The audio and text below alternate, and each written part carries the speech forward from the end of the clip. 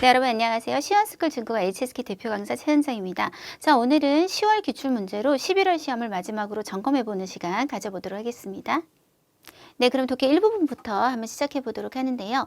우리 독해 1부분에서 문장을 볼 때 관련사가 있으면 당연히 관련사부터 먼저 체크를 해내시는 게 기본 상식이에요. 예를 들어 수이란, 但是, 如果, 就 같은 것들이 있으면 이게 혹시 짝은 좀 엉뚱한 짝이 아닌지 혹은 여기 내용에 좀 맞지 않은지 그런 것들을 확인해서 관련사를 먼저 살펴보시는데요. 관련사의 사용 이 문제는 보통 많이 나올 때는 제가 3문제까지 나오는 것도 봤거든요. 기본적으로 평균 한 문제는 무조건 나온다 정도로 생각해 주시면 될 것 같습니다. 이번에 58번 문제를 보시면요. 여기 지비엔이 보이더라고요. 지비엔 하면 설령 뭐뭐일지라도 라고 해서 가설. 항상 짝은 예, 그래도 하고 같이 쓰는데 약간 다른 짝이 나왔어요. 그러면 한번 뜻은 어떤지 살펴보도록 할까요?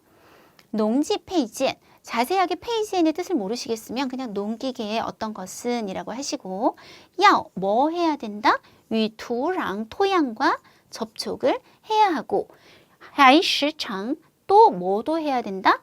야, 위, 샤시, 자갈, 모래 등과 파성撞击, 충돌이 발생해야 한다. 지금 내용을 보시면 이것도 해야 되고 이것도 해야 한다 라는 흐름으로 가고 있죠. 그래서 이것은 가설이 아니라 점층 관계가 맞는 것 같아요. 뿌진, 뭐뭐일 뿐만 아니라 또한 이것도 해야 된다. 그래서 어떻다? 또이 차일리아오다, 재료에 대한 이것의 요구가 매우 높다. 재료의 이 두 가지에 대한 요구가 매우 높다.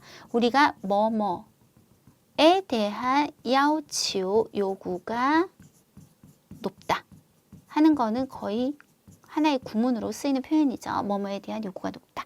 재료에 대한 요 두 가지의 요구가 높다 라고 끝이 났습니다. 자, 이왕 이렇게 나온 김에 여러분이 가정과 가설에 대해서 좀 차이를 잘 모르시는 것 같아요. 그래서 우리가 한번 오늘 좀 정리해보는 시간을 가져보도록 할 텐데요. 이게 가정은 보통 해석을 하셔서 만약 뭐뭐라면 이렇게 해석을 하시고 얘는 설령 뭐뭐일지라도 이렇게 해석을 하시는데 그러면 제가 하는 말은 가정일까요? 가설일까요? 예를 들어서 만약 내일 비가 와도 저는 수업 들으러 올 거예요 라고 하면 이건 가정일까요? 가설일까요?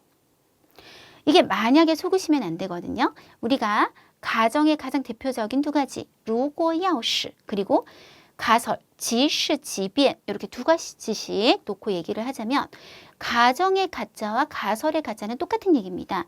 요거는 가짜라는 얘기예요. 진짜가 아니다. 그게 무슨 얘기냐면 이 가정과 가설 뒤에는 똑같이 현실에 부합되지 않고 그리고 아직 발생하지 않은 일이 들어오게 됩니다. 그래서 가짜라고 얘기하는 거예요. 예를 들어서 둘 다 내일 비가 오면 이라는 내용이 똑같이 들어가는 거예요. 가정과 가설의 차이는 뒤에서 나는 거예요. 如果要是 같은 가정은 보통 지우를 부사로 써서 변화하겠다는 것을 강조하고 가설은 예를 짝으로 써서 변화하지 않겠다, 변함없이 뭐뭐 하겠다를 강조할 때 쓴다고 생각하시면 됩니다. 그래서 똑같이 내일 비가 오면 현실에 부합하지 않고 아직 발생하지 않은 일이잖아요. 아직은 가짜잖아요. 근데 오늘 내가 수업에 왔었는데 내일은 변해서 수업에 안 올 거예요 라고 하면 가정이 되는 거고 내일 비가 와도 나는 변함없이 수업에 오겠다 라고 말하면 가설이 되는 거다 라고 생각하시면 되겠습니다. 그래서 한국말 만약 뭐뭐라면 설령 뭐뭐일지라도에 흔들리지 마시고요. 아까 제가 말했던 만약 내일 비가 와도 수업에 올 거예요 했던 것은 가설이 되겠죠. 이렇게 구분하면 된다는 거 참고로 알아두시면 좋을 것 같습니다. 자, 이번에는 문장 분석력 문제인데요. 가장 중요해요. 독해 일부분에서. 그래서 주어, 서술어, 목적어 이렇게 호흡을 하면서 문장을 보시는 거예요. 문장 구조를 느끼면서 문장을 보셔야만 이게 구조적으로 문제가 있는 것이 잘 보이거든요. 자, 우리 53번부터 한번 보도록 하면 잘 모르면 그냥 어떤 6호가 지장 회到地球, 곧 지구로 돌아올 거예요. 여기까지 문제가 없죠. 大家 모두들 对 뭐에 대해서 他采集的月壤 양핀까지죠. 네, 그래서 걔가 채집해온 달 토양의 샘플에 대해서 라고 했는데 뒤에 뭐가 붙었냐면 링런이라는 말이 붙어버렸어요. 모두들이 사람으로 하여금 말 안 되죠, 여러분? 요거 빠져야 됩니다. 주어 서술어 바로 총만 치다이 기대로 가득하다. 요렇게 SVO 호흡을 그대로 유지해 주시면 되겠어요. 자, 57번입니다. 스즈핀 해석 안 되면 그냥 가시면 돼요. 이것은 시입니다. 所有文物里最不好处理的 라고 해서 모든 문물 중에서도 가장 처리하기 어려운 것입니다. 까지 문제 없죠. 使 뭐로 하여금 环境的要求 환경의 요구로 하여금 매우 높다? 높게 만들었다? 좀 이상하죠. 방금 우리 앞에서 가르쳐 드렸잖아요. 요거는 对对环境的要求 환경에 대한 요구가 누가? 이 스즈핀이라고 하는 것이 환경에 대한 요구가 매우 높다. 네, 이렇게 가주셔야 되겠고요.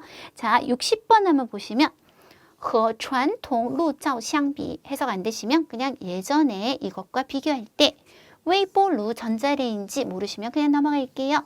이것은 랑 뭐로 하여금 能量 에너지로 하여금 更直接的它到达食物 더 직접적으로 음식에 도달하게 해줍니다. 2, 3分钟 2, 3분이면 就能 자, 능은 조동사잖아요.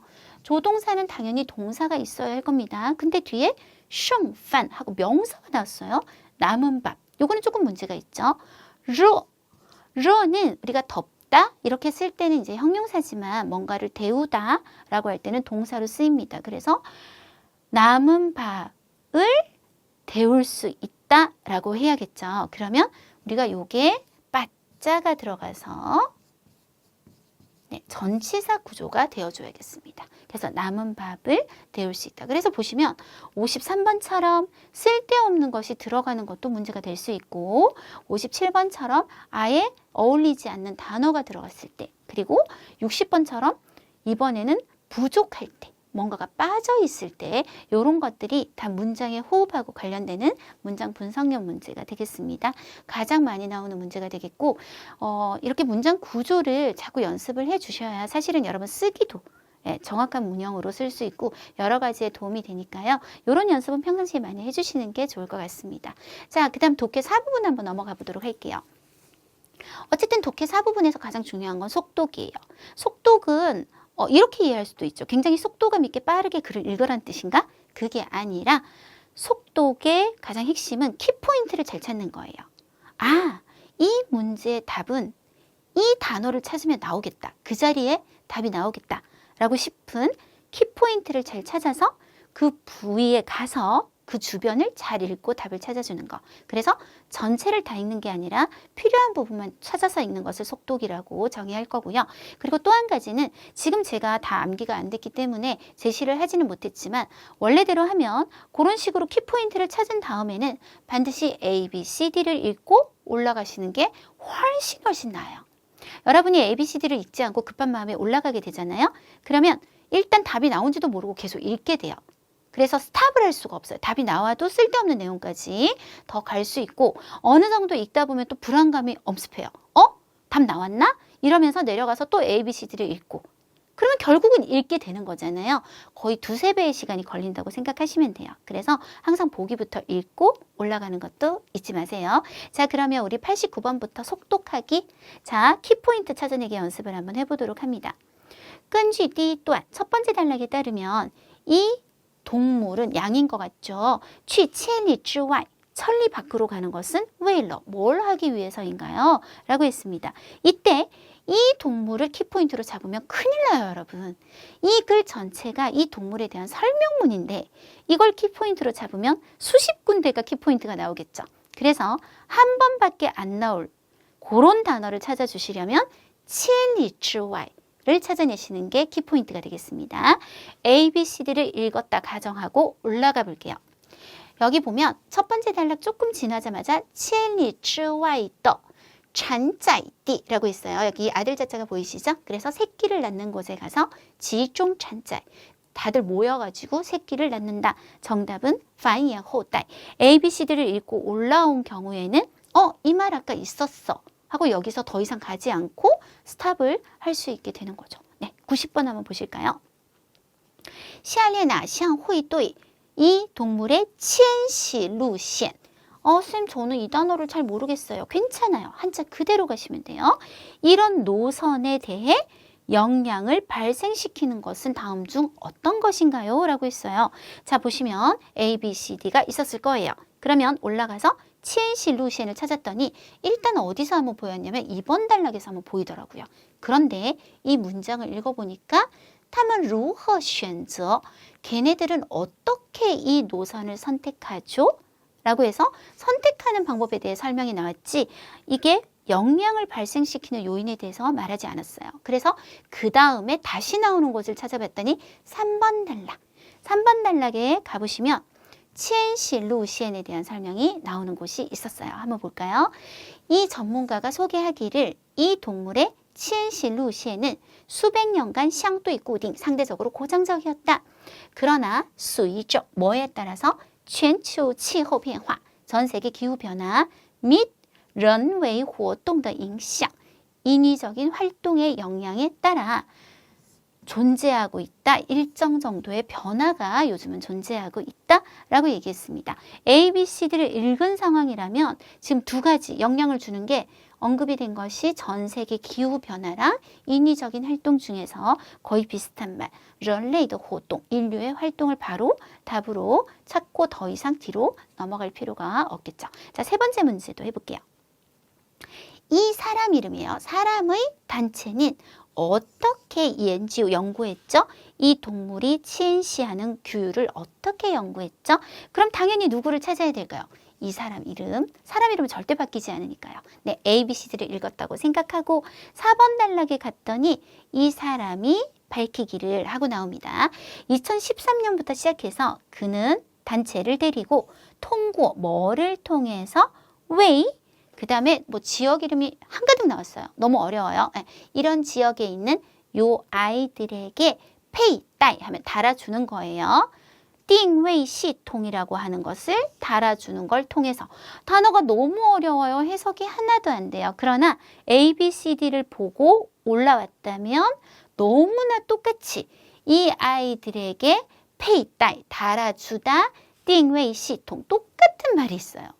그렇기 때문에 그대로 답을 고를 수가 있겠고요. 마지막 문제. 이 글의 제목으로 가장 적합한 것, 그러니까 주제를 찾으세요 라는 건데요. 우리가 설명문에서 주제를 찾는 거는 가장 간단한 방법이 뭐냐면 이 글에서 가장 자주 나온 단어가 들어가는 것이 주제예요. 설명을 하는 대상에 대해서 계속 언급을 할 수밖에 없잖아요. 그러니까 가장 자주 등장하는 거 1번 단락 보시면 시작이 이 동물의 迁徙. 아까 2번 단락 우리 잠깐 봤었잖아요. 걔네들은 어떻게 迁徙 노선을 선택할까? 이 전문가는 소개했다. 迁徙 노선이 어쩌고 저쩌고. 그 다음 4번 단락은 뭐 딱히 없었지만 5번 단락으로 가면 또 迁徙时间及路径라고 해서 迁徙 하는 시간과路径, 길 이런 것도 언급이 되고 그리고 5번 단락에서는 이 아이를 뭐라고 묘사했냐면 高原 징링, 징링의 뜻을 모르시면 그냥 그대로 받아들이세요. 이것이라고 묘사했습니다. 따라서 정답은 高原 징링, 즉 이 동물을 얘기하는 것이 되겠죠. 이 아이들의 迁徙之谜, 迁徙 하는 수수께끼, 迁徙의 수수께끼가 정답이 되겠습니다. 그래서 이 동물이 들어가고 그리고 迁徙 라는 단어가 들어가는 정답이 가장 적합하다. 이렇게 얘기할 수 있겠죠. 자, 우리 한 편 더 해볼까요? 93번 문제부터 96번 문제 나왔던 글이에요. 93번 보시면 사람 이름이에요. 이 사람은 어떻게 유무어시 이런 연극, 희극과 지혜샤 부재 지위엔 뗄래야 뗄 수 없는 인연을 맺게 되었을까요? 라고 했습니다.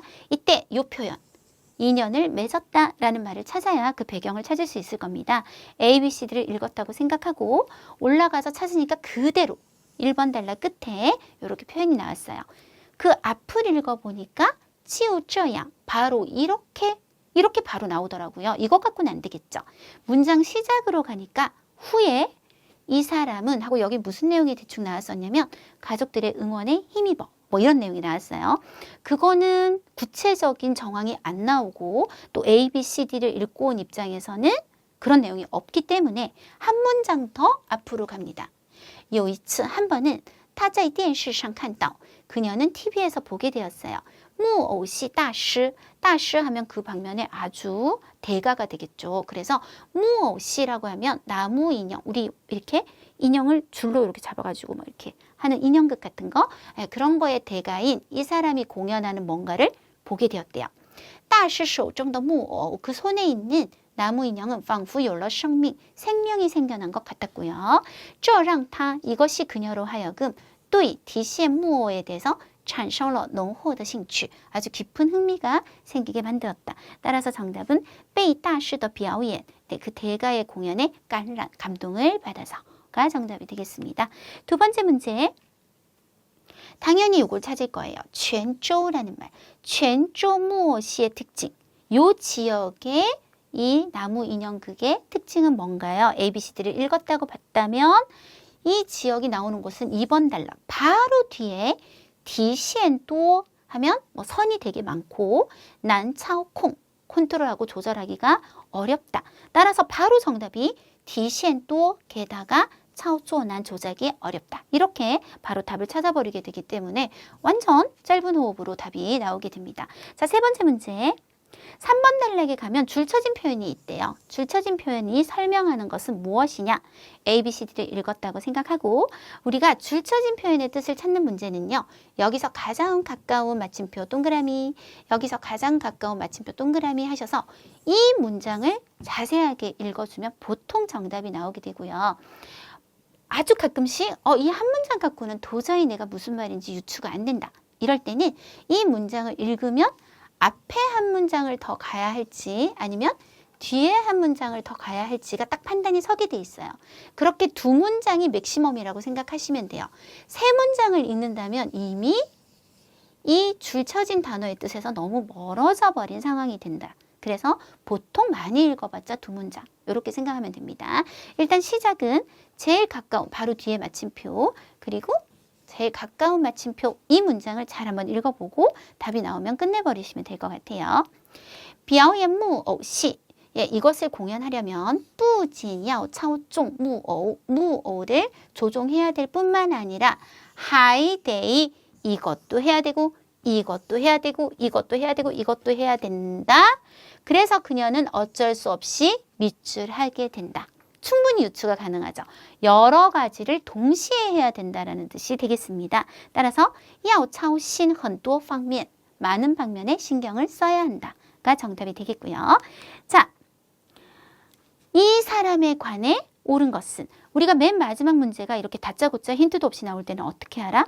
제가 이 몇 달간 계속 얘기했는데 아직 안 읽은 단락이 있다면 그 단락을 공략하세요 라고 얘기했죠. 우리는 3번 단락까지밖에 안 봤어요. 그래서 A, B, C, D를 읽고 4번 단락을 한번 읽어보시면 요런 두 가지 표현이 나옵니다. 첫 번째는 他从开始学木偶戏到现在 이걸 배우기 시작해서부터 지금까지 一刻也没想过放弃 한순간도 포기를 생각해 본 적이 없다. 마지막에 보면 自己要一辈子 자신은 평생 동안 从事木偶表演 이 공연에 종사하려고 한다. 라는 말을 통해서 坚定于自己的事业 라고 해서 자신의 사업에 신념을 굳혔다가 정답이 되겠습니다. 네, 그래서 속도가는 방법까지 빠르게 한번 살펴봤고요. 쓰기 한번 가보도록 할게요. 이번 쓰기는 되게 간단했어요, 여러분. 일단 주인공이 타였어요. 타. 이름도 아니고 그냥 타. 간단했고 이번에 꼭 좀 썼어야 되는 두 단어가 있어요. 하나는 말을 더듬는다라는 표현, 口齿. 그리고 하나는 되게 사람들 앞에서 창피를 당하고 망신을 당하다라고 할 때 쓰는 표현, 出丑. 예, 요게 사실은 관젠츠 굉장히 중요한 단어입니다.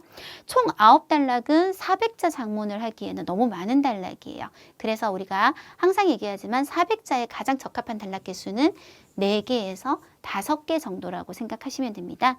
어차피 내용이 짧아질 거기 때문에 관련성에 있는 단락은 다시 묶어서 단락은 재분배를 하도록 할게요. 요약 쓰기의 기본 규칙 첫 번째, 단순히 단락별 요약이 아니다. 항상 말씀드리지만 우리가 1000자를 400자로 줄인다는 거는 수학적으로 보면 40%의 내용을 발췌해서 1000자를 읽은 사람이 못지않게 기본적인 정보는 이 400자를 읽은 사람도 다 파악할 수 있게 만드는 좋은 요약 작문을 쓰려고 하는 것인데, 그거를 단락마다 무조건 40%를 뽑아내서 연습을 하시는 분들이 계세요. 이런 식으로 하시는 게 아니라 전체적인 글의 밸런스를 보셔야 돼요. 그래서 어떤 단락은 뭐 한 20%만 써도 되고, 어떤 단락은 한 90% 써야 될 수도 있고, 또 제가 오늘 같은 경우는 그런 게 없는데요. 예전에 막 12단락 이렇게 있는 글 보면 아예 한 단락을 날리기도 하거든요. 이건 안 쓸 거예요. 그래서 전체적인 밸런스를 보고 결정하는 것이지 절대 단락별 요약으로 가시면 안 됩니다. 두 번째, 중복되는 내용, 뒤에 내용을 통해 유추할 수 있는 내용 당연히 패스해 주셔야 되고요. 좀 더 상세하게 설명하는 표현이나 문학적인 표현 같은 게 좀 나오는 경우가 있어요. 그런 것도 짧아지면 어울리지가 않아요. 그냥 객관적 서술로 이제 바꾸게 되겠고요.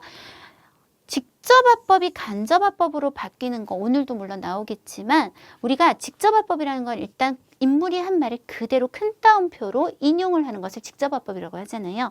그런데 내가 요약 쓰기를 하면서도 인용보호를 쓰게 되는 순간 줄이지 못하게 되어버려요.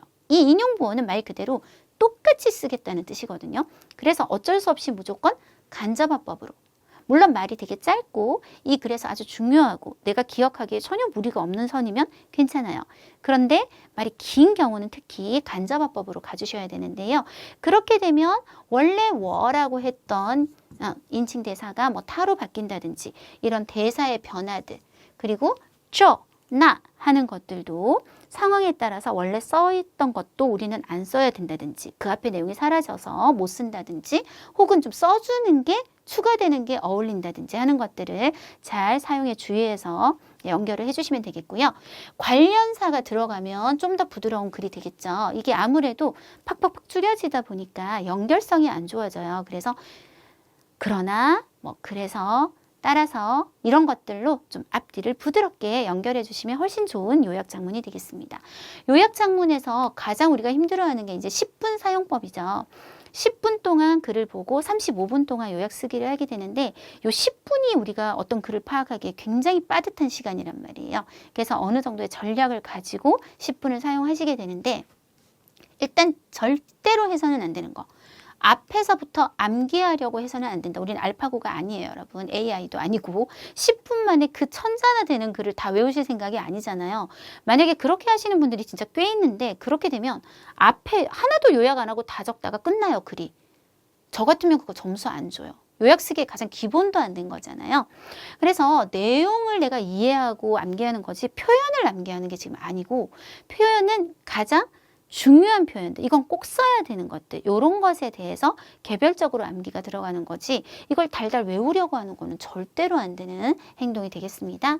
자, 그러면 이제 본격적으로 얘기하면 앞부분에서 이 주인공이나 기본 배경이 설명되는 거, 보통 1번 단락이거든요. 그리고 제일 마지막 부분을 먼저 읽는 것이 좋아요. 그래서 설명을 대충 이 사람이 이런 사람이었어요 라고 한 다음에 맨 끝을 보게 되면 중간 과정이 어느 정도 느껴져요. 만약에 이 사람이 되게 엄청 기가 죽고 자신감이 없는 사람이었는데 마지막을 봤더니 어떤 큰 기업체의 회장이 되었다. 그러면 이 중간에 이 사람이 기업체의 회장이 될 정도로 자신감을 가지게 된 어떤 사건이 발생하겠구나라는 걸 충분히 유추할 수 있게 되잖아요. 그래야 우리가 처음부터 다시 읽으면서 이런 거는 좀 필요가 없겠구나. 이런 건 많이 반복됐다. 아까 말한 것처럼 상세한 설명을 하는 곳, 이야기의 흐름과 직접적인 관계가 없는 주변 인물에 대한 서술은 그냥 파악하고 넘어가고, 안 파악해도 돼요. 대충 이까지는 좀 넘어가겠다 라는 계획, 그러면서 쉽게 바꿀 계획을 어느 정도 세우면서 읽을 수가 있게 됩니다. 결론을 알아야만. 네. 그 다음에 4번. 남은 시간 동안 한 2, 3분을 남겨놓고요. 글을 보지 않고 전체 내용을 내가 진짜 이해했는지, 내가 이걸 쓸 수 있겠는지 빠르게 되돌아보셔야 돼요. 만약에 생각이 안 나. 이 다음에 뭐였지? 무슨 사건이 있었지? 하면 아직 글이 있잖아요. 그때 봐야지 글이 다 사라지고 난 다음에는 이미 늦었잖아요. 마지막 10분이 끝나기 직전 우리가 해야 되는 행동은 주인공 이름, 오늘 같은 경우는 외울 필요가 없죠. 타니까요. 마지막에 쓸 표현을 암기해 둔다 라고 했습니다. 위에서도 제가 얘기했는데요. 우리가 생각보다 이 쓰기에서 글을 딱 시작하는 건 어렵지가 않거든요. 끝에 마무리를 멋있게 하는 거는 굉장히 어려워요. 그래서 마지막 문장은 항상 전략적으로 어느 정도 암기해 뒀다가 쓰시는 거를 추천드려요. 그래서 여기 끝나기 직전에 마지막에 쓸 표현은 암기해 두라고 얘기를 하는 거거든요. 그래서 IBT 같은 경우는 이제 글이 탁 사라지고 이제 뭔가를 칠 수 있는 상태가 되면 미리 그거부터 쳐놓고, PPT도 그 표현을 조그맣게 좀 가쪽에다가 적어놨다가 나중에 지워서 내면 되니까요. 그런 식으로 마지막을 잘 마무리 짓는 것이 굉장히 중요합니다. 우리가 끝에, 앞에 아무리 잘했어도 이 글을 보는 사람도 어쨌든 교수님들도 선생님이고 사람이잖아요. 끝마무리가 너무 멋지면 점수를 좀 더 주고 싶은데 처음은 좀 괜찮았는데 뭐가 이게 흐지부지 끝났어. 그러면 점수가 아무래도 낮아질 수밖에 없기 때문에 끝마무리 부분은 우리가 좀 전략적 암기를 한번 선택해서 가보도록 하겠습니다. 자, 그러면 오늘 글을 한번 보도록 하는데요. 자, 이 해석은 최대한 직역, 그러니까 좀 어색하더라도 중국어 습관에 맞게 해석을 했다는 점 감안하시고 한번 보도록 하겠습니다. 그는 어렸을 때부터 말하기를 좋아하지 않았고 게다가 경미하게 말을 더듬었다.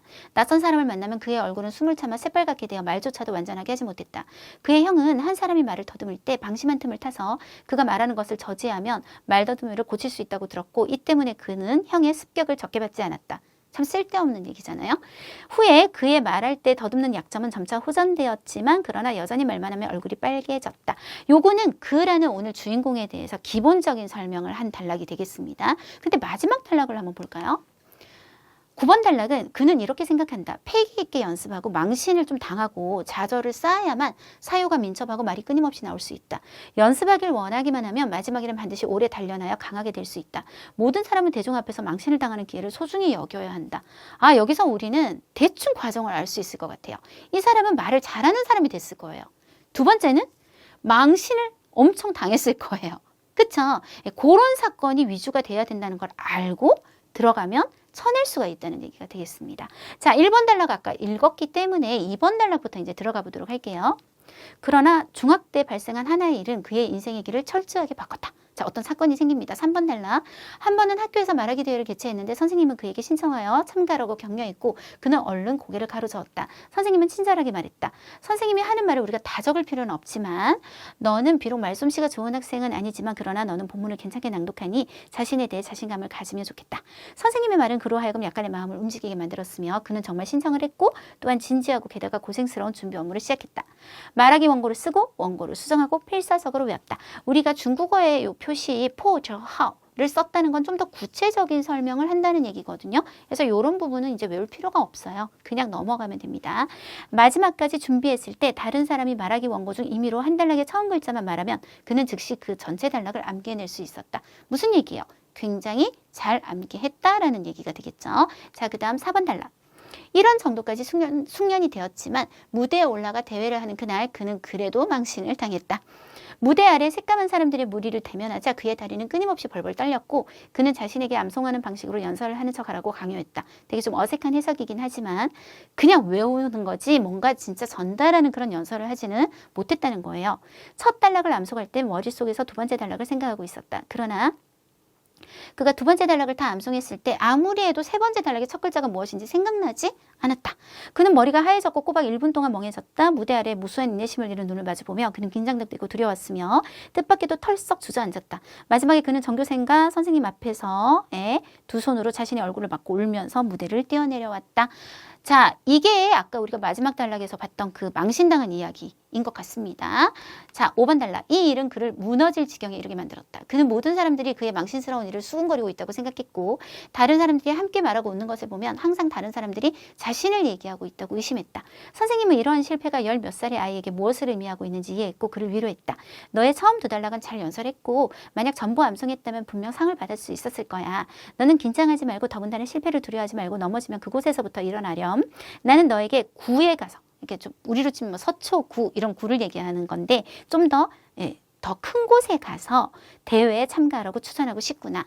6번 달라. 아마도 선생님의 말이 그를 따뜻하게 했고 아마도 그가 갑자기 궁지에 몰려 살 길을 찾는다는 용기가 생겼기에 그는 구에 가서 더 높은 등급의 대회에 참가했는데 이번에 그는 심리적 부담을 벗어버리고 연설할 때 매우 잘 발휘했으며 또한 연설 내용에 맞춰 꼭 맞게 손짓도 했고 마지막으로 뜻밖의 3등이 되었다. 7번 달라. 이때부터 그는 당당하고 차분하게 말할 수 있는 사람이 되기로 맹세했다. 그는 체계적으로 학습하고 회화 표현 능력을 연습하기 시작했다. 점점 그의 말하려는 욕망이 끌어올랐고 캠퍼스 내에 적극적인 사람이 되었다. 노래 부르기 대회, 말하기, 모든 단련할 기회가 있으면 그는 모두 놓치지 않았다. 8번. 후에 그는 우한大学 신문과에 합격했다. 졸업 후에 그는 정식으로 신문 매체에 남아 일을 했는데 먼저 라디오 방송국에 갔고 후에는 또 TV 방송국에 들어갔대요. 그가 내놓은 토크쇼는 매우 빠르게 TV 방송국의 스타 프로그램 중에 하나가 되었고 또한 무수한 시청자에 알려졌다. 그리고 9번 단락은 아까 봤던 그 내용입니다. 자, 이제부터 이거를 40%로 한번 줄여볼 건데 1번 단락. 저는 1번 단락을 이렇게 줄여본 적이 없어요. 1번 단락은 보통 좀 기본적인 정보가 많이 들어있기 때문에 한 80%, 70%를 쓰는 편이거든요. 근데 이 단락은 진짜 중간에 형이 약간 이런 것 같아요. 말을 더듬으면 야! 뭐 이렇게 하면 애가 놀라가지고 말 더듬이가 고쳐진다. 뭐 이런 얘기인 것 같은데 정말 쓸데없는 말이잖아요. 그리고 보면 낯선 사람 만나면 새빨개진다고 했고 그리고 끝에도 말만 하면 얼굴이 빨개진다 그랬고 이런 말들은 다 중복이 되더라고요. 그래서 여기서는 그냥 그는 어렸을 때부터 말하기를 좋아하지 않았고 게다가 경미하게 말을 더듬었다는 써야 될 것 같고 그리고 여전히 이거는 우리가 쓸 수가 없죠. 바로 연결을 하려면 말만 하면 얼굴이 빨개졌다. 요것만 그냥 자꾸 넘어가려고요. 거의 10% 정도 될까요? 네, 그 정도도 안 될 것 같아요. 자, 중국어로 하면 他从小不爱说话而且有轻度口吃 轻度하면 경미한 정도의 口吃一说话就脸红 일지우 뭐뭐 하기만 하면 얼굴이 빨개졌다. 2번 단락 이거 어떻게 줄이겠어요? 2번 단락 요거는 우리가 연결성이 있기 때문에 한 단락은 가야 될 것 같습니다. 然而中学时发生的一件事彻底改变了他的人生道路 네, 요거는 그대로 가주도록 하고 자 이제 3번 단락의 문제인데 3번 단락은 일단 한 번은 학교에서 말하기 대회를 개최했다. 뺄 수가 없잖아요. 선생님이 그에게 신청하여 참가하라고 격려했다였어요. 원래. 근데 저는 그냥 랑으로 여기는 쓰고요. 참가하라고 했고 선생님이 한 말 중에 좋은 말은 끝에 있어요. 네 자신에 대해 자신감을 가지라는 말로 격려했다. 여기에 격려하다를 쓰려고 뒤로 뺐어요. 네. 그리고 그는 자 여기서 보시면 원래 문장은 선생님의 말이 주어로 한번 들어와요. 선생님의 말이 그로 하여금 이렇게 했고 그 다음은 주어가 그로 바뀌어요. 그가 신청을 했고 사실 그리고 또 계속 그예요. 그는 진지하게 고생스러운 준비 업무를 시작했다. 그러면 앞에서부터 그냥 그로 가면 어떨까? 그래서 타로 통일을 하는 거예요. 선생님의 말이 그로 하여금 마음이 움직이게 했다가 아니라 그는 바로 약간 마음이 움직여서 신청을 했고 또한 진지하게 준비했다. 그냥 요렇게 준비했다. 준비 과정 상세한 설명은 패스. 그리고 이 내용 있잖아요. 뒤에 다른 사람이 말하기 원고 중에 너 이 글자 딱 던져주면 그 단락이 주르르 나왔다. 라는 얘기를 사실상 딱 줄이면 뭐예요? 아주 숙련되게 외웠다. 하면 끝나는 거예요. 그래서 요렇게 줄이게 되면 지금 밑에 내용이 나옵니다. 한번 해볼까요? 有次学校举办了一场演讲比赛老师让他报名参加 랑을 썼어요. 저는 선생님이 그더러 신청해서 참가하라고 시켰고 빙 또한 하나 넣어줬어요. 관련사 鼓励他要对自己有信心 鼓励他 여기에 鼓励를 한번 쓰려고 뒤쪽으로 뺐습니다. 他有些心动 他有些心动报了名 약간 마음이 움직여서 신청을 했어요. 계속 타로 가는 거예요. 그리고 그는 认真准备 아주 열심히 준비했고 最后背的 역시 그는 외운 정도가 特别熟练 이렇게 되면 타라는 주어로 쭉 끝까지 끌고 갈 수 있기 때문에 주어의 통일성도 굉장히 좋아졌어요. 자, 그 다음에 4번 단락 그러나를 하나 넣어야 우리가 앞에 좀 뺄 수 있어요. 왜? 숙련되었단 말을 방금 썼잖아요. 이미. 또 쓸 필요가 없죠. 그러나 무대에 올라가 대회를 하는 그날 그는 그래도 망신을 당했다. 자, 이건 좀 큰 사건이잖아요. 이 이야기에서 아예 확 줄이는 거는 좀 그렇고 어느 정도 줄여나가겠습니다. 무대 아래 새까만 사람들의 무리 그냥 확 줄여서 그렇게 많은 사람들을 대면하자 그는 다리가 벌벌 떨렸다. 네, 너무 긴장했다. 너무 매우 긴장했다. 그래서 이 중간 과정 어때요? 암송하는 방식으로 연설을 할 수밖에 없었다. 이거 별로 중요하지 않을 것 같고 첫 단락 암송할 때 두 번째 단락 생각하고 있었다까지 또 별로 중요한 게 아니라 까먹은 게 중요하잖아요. 두 번째 단락을 다 암송했을 때 아무리 해도 세 번째 단락의 첫 글자가 무엇인지 하지 말고 그냥 세 번째 단락이 생각나지 않았다. 네, 그 다음에 결과 바로 뭐 1분 동안 멍해졌다 이런 거 빼고 그는 긴장도 되고 두려워서 뜻밖에도 털썩 주저앉았고 마지막에 당연히 이 사람들 앞에 있는 거 우리가 아는데 또 쓸 필요가 없어요. 울면서 무대를 뛰어내려왔다. 그래서 중요한 사건이기 때문에 비교적 중요한 과정들은 다 넣어서 한번 줄여봤습니다. 자, 밑에 보시면 단 그러나를 하나 집어넣고 上台比赛那天他还是出了丑 네, 还是出了丑面对那么多人 그렇게 많은 사람들 앞에 서니까 他紧张极了背完第二段时 두 번째 단락을 다 외웠을 때 却怎么也 아무리 해도 想不起来第三段他既紧张又害怕 긴장도 되고 두려워서 竟 뜻밖의 이피구라 그러면 피구 원래 엉덩이잖아요. 털썩 坐了下去 주저앉았고 最后 마지막에는哭着 울면서 跑下了台 무대에서 뛰어내려왔다. 네, 요게 진짜 한 40%로 딱 줄여진 것 같아요. 자, 그 다음에 5번 단락. 이 일은 그를 무너질 지경에 이르게 만들었다. 그는 지금 이 얘기 사실 보면 똑같은 얘기예요. 모든 사람들이 그의 망신스러운 일을 수군거리고 있다. 다른 사람들이 함께 말하고 웃는 거 보니까 쟤네 분명히 내 얘기하고 있다. 그 중에 한 번만 쓰면 돼요. 항상 다른 사람들이 자신을 얘기하고 있다고 의심했다. 요거 한 번만 쓰도록 하겠습니다. 그 다음 선생님은 이 아이에게 이게 어떤 의미인지 이해했다를 빼고 바로 위로했어요. 뭐라고 위로했냐면 처음 두 단락은 잘 연설했고 만약 전부 암송했다면 분명 상을 받았을 거다. 또한 그로 하여금 선생님이 그로 하여금 지금 선생님이 주어잖아요. 이번에는 그죠? 선생님이 위로했고 그로 하여금 랑 다 이렇게 들어갈 거예요.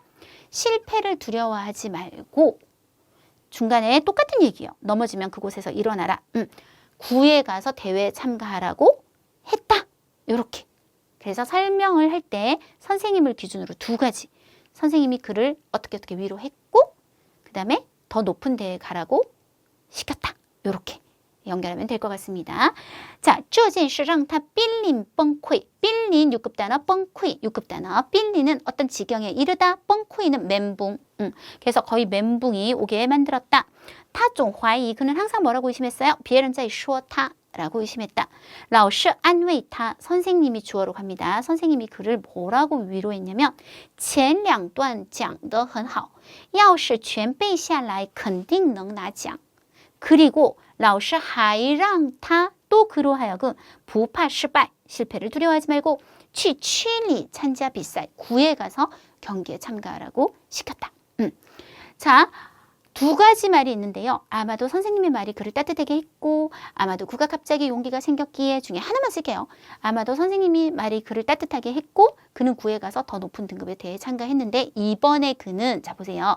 심리적 부담을 벗어버리고 연설할 때 매우 잘 발휘했으며 이거를 저는 새로운 관련사를 넣어서 뿌진 하이로 아예 연결을 해서 심리적 부담을 벗어버렸다는 말을 긴장하지 않았을 뿐만 아니라 또한 발휘를 잘해서 바로 끝 마지막에 3등이 되었다. 요렇게 줄여봤거든요. 자, 也许是老师的话温暖了他他去区里参加了更高级别的比赛这次他不仅不紧张 긴장하지 않았을 뿐만 아니라 还发挥得特别好最后得了第3名 네, 요렇게 줄일게요. 7번 단락 이때부터 그는 어떤 사람이 되기로 맹세했다. 요거보다는 연습을 시작했다. 그는 체계적으로 학습하고 보다 뒤에 내용, 회화 표현 능력을 연습하기 시작했고, 그 다음 요런 나열은 다 빼고 모든 단련할 기회가 있기만 하면 그는 모두 놓치지 않고 다 참가했다. 라는 말만 연결해서 갈게요. 从此 이때부터 他开始系统练习口语表达能力凡是 6급 단어. 우리가 보통 사전 찾으면 무릇 뭐 이렇게 나와요. 근데 누가 이런 한국어를 써요, 여러분? 그래서 이거는 이 조건에 들어가는 것은 모두 뭐뭐 하다 라는 흐름으로 설명을 끌고 갑니다. 凡是有锻炼的机会. 그래서 단련할 수 있는 기회가 있기만 하면 또 하고 써서 他都不放过. 놓치지 않았습니다. 8번 달라. 후에 그는 대학 이름 굳이 들어갈 필요 없어요. 신문과에 합격해서 졸업 후 신문 매체에 남아 이렇게 하지 말고 그냥 짜이를 써서 신문 매체에서 일을 했는데 먼저 거기 들어간 것보다는 이제 성공하는 내용이 나오면 되니까 그가 내놓은 토크쇼는 하고 바로 끝으로 가서 스타 프로그램 중에 하나가 되었다 까지만 들어갈게요. 后来他考上了新闻系毕业后在新闻媒体工作他推出的谈话节目成了明星栏目之一明星栏目라고 하는 건最受欢迎的节目라는 뜻입니다. 그래서 좀 모르시겠으면 이렇게 풀어도 돼요. 가장 환영받는 프로그램 중에 하나가 되었다. 자, 그 다음 9번 단락이에요. 이제 이게 주제 단락이잖아요. 그래서 끝은 이제 거의 외워서 똑같이 쓴다 라고 생각하시고 그는 이렇게 생각합니다. 어떻게 생각합니까? 쭉 나오는데 사실은 여기 보면 연습하단 말이 2번이 나와요. 연습하길 원하고. 괄호는 이제 제가 지금 줄이는 과정에서 새로 들어간 말들이 되는데 그리고 망신당한다는 게 오늘 되게 중요하잖아요. 마지막에도 망신을 당하는 기회를 소중하게 여겨야 된다고 얘기했고 그래서 요 연습하길 원하고 여기다가 위에 있었던 망신을 당하는 걸 두려워하지 않기만 하면 하고 내용을 하나 추가를 했어요. 그래서 뒷문장을 쓰긴 쓰는데 요 괄호만큼 내용이 추가된 거예요. 노란색 괄호는 전부 다 원래 없던 내용을 제가 바꾸거나 추가한 겁니다. 하기만 하면 마지막에는 하고 뭔가 성어가 되게 여러분은 조금 외우기 힘든 성어가 나왔어요. 그러면 그냥 성공할 수 있다. 그 다음 마지막 문장은 무조건 전략적으로 외워요. 모든 사람은 대중 앞에서 망신당하는 기회를 소중히 여겨야 한다. 이렇게 끝내면 될 것 같습니다. 他认为 그는 뭐라고 생각한다.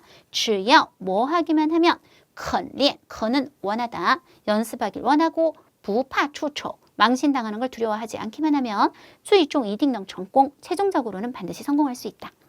每个人都要珍惜 모든 사람은 이건 무조건 남기요. 아껴야 된다. 소중히 해야 된다. 기회를 어떤 기회를 当众 하면 대중 앞에서 出丑的 망신을 당하는 기회를 소중히 여겨야 한다. 네, 이렇게 정리를 했더니 409 맞아요. 409자 정도 됐던 것 같아요. 네, 거의 400자 정도 딱 맞췄던 것 같습니다. 자, 우리가 단락을 재분배할 건데요. 총 4단락으로 저는 바꿔봤거든요. 1번, 2번 단락은 그에 대한 소개로 묶어버리고 3번, 4번 단락 학교 말하기 대해서 아까 망신당했던 얘기까지 그 다음 5, 6, 7까지 해서 9의 말하기 대회에 참가해서 3등이 되는 이야기 그 다음에 8번, 9번은 이제 성공한 내용 그리고 그가 생각하는 자신만의 견해 이런 것들이 들어가면 되겠습니다. 제가 제목으로 생각한 거는요. 부파 추초가 제일 낫지 않을까? 망신당하는 걸 두려워하지 말라가 어떨까 생각해 봤습니다. 네, 이렇게 해서 우리 10월 시험을 한번 쫙 돌아봤는데요. 이 시험을 쫙 보다 보면 제가 매달 시험을 치잖아요. 보다 보면 그래도 공통성이라는 게 있어요. 어느 정도 이게 몇 회를 쫙 모아놓고 보면요. 이게 진짜 잘 나오는구나. 혹은 이때는 이런 식으로 대처를 해야 되는구나 하는 것들이 있거든요. 그래서 여러분이 요 적중특강만 보시는 것보다는 제가 지금 적중특강을 찍은 것만 해도 한 몇 년치 엄청 정말 많아요. 몇 년치 정도가 아니라 정말 많아요. 그래서 그거를 다 보지는 못하더라도 좀 최대한 보시면 이게 독해 일부분 같은 경우에 요렇게 틀린 문제가 유형상 많이 나오는구나. 그리고 쓰기 같은 거는 사실은 테크닉이거든요. 어느 정도는. 물론 작문 실력도 필요하지만 우리가 글을 40%로 추려내는 것 자체는 테크닉이란 말이에요. 요건 기술이라고요. 그래서 그거는 자꾸 보다 보면 제가 하는 걸 보다 보면 이런 부분은 완전 쳐내도 되는구나. 이런 거는 요렇게 줄이네. 이거는 이쪽 내용을 여기다 삽입해서 넣기도 하네. 이런 것들이 보이실 겁니다. 그래서 굉장히 도움이 되실 것 같으니까요. 적중특강을 차분하게 조금 모아서 보시는 게 여러분한테 마지막 시험 대비하는데 어떨까 생각합니다. 수고하셨습니다.